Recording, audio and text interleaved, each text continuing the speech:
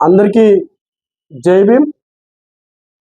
రాష్ట్ర వ్యాప్తంగా మహనీయుల విగ్రహాలపైన దాడులు చేయడం, విగ్రహాలని ధ్వంసం చేయడం, అదేవిధంగా అవమానపరిచే విధంగా ఘాట్లు పెట్టడం నిజంగా ప్రతి ఒక్కరు కూడా మంచి పద్ధతి కాదని చెప్పేసి గుర్తు చేస్తూ ఉన్నాం.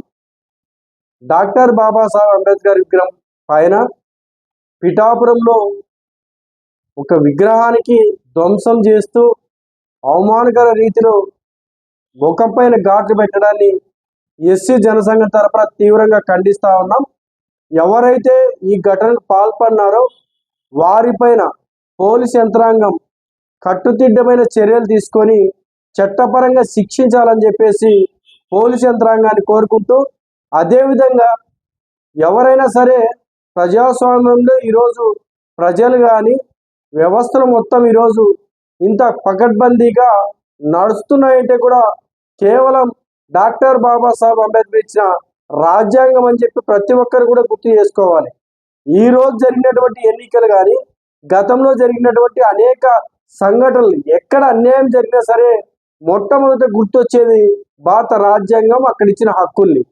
అదే హక్కులతో ఈరోజు మన పరిపాలన కానీ స్వయం పాలన కానీ చేసుకుంటున్న మన దేశంలో అంబేద్కర్ లాంటి మహనీయుల విగ్రహాలపైన కొంతమంది దుండగులు ఇటువంటి చర్యలకు ఎందుకు పాల్పడుతున్నారో నిజంగా అర్థం కాని పరిస్థితి. ఎవరి విగ్రహాలైనా సరే ఆ విగ్రహాలు జోలికి పోతూ వాళ్ళు ఇబ్బంది పెట్టే విధంగా, అదేవిధంగా కొంతమందిని ఆవేశానికి లోను చేసే విధంగా, ఎక్కడైనా అల్లరి లేపే విధంగా ప్రయత్నించడాన్ని మాత్రం ఖచ్చితంగా తీవ్రంగా ఖండిస్తున్నాం. నిజంగా పిఠాపురంలో జరిగినటువంటి అంబేద్కర్ గారి విగ్రహం ధ్వంసం పైన పోలీసు యంత్రాంగం కట్టుదిట్టమైన చర్యలు తీసుకొని వెంటనే చర్యలు తీసుకోకపోతే రాష్ట్ర వ్యాప్తంగా కూడా పెద్ద ఎత్తున కూడా ఆందోళన కార్యక్రమాలు చేపడతామని చెప్పేసి హెచ్చరిస్తూ, కొంతమంది దళిత సంఘ నాయకులు జరిగిన వెంటనే పిఠాపురంలో అక్కడికి వెళ్ళి రాస్తారోకోలు ధర్నా చేస్తే అక్కడున్న సిఐ గారు ఎంతో కొంత హామీ ఇచ్చేసి మేము న్యాయం చేస్తాం, ఎవరైతే ఇక్కడ దాడికి పాల్పన్నారో వాళ్ళపై చర్యలు తీసుకుంటామని చెప్పి హామీ ఇవ్వడాన్ని కూడా మేము ఆశిస్తున్నాం.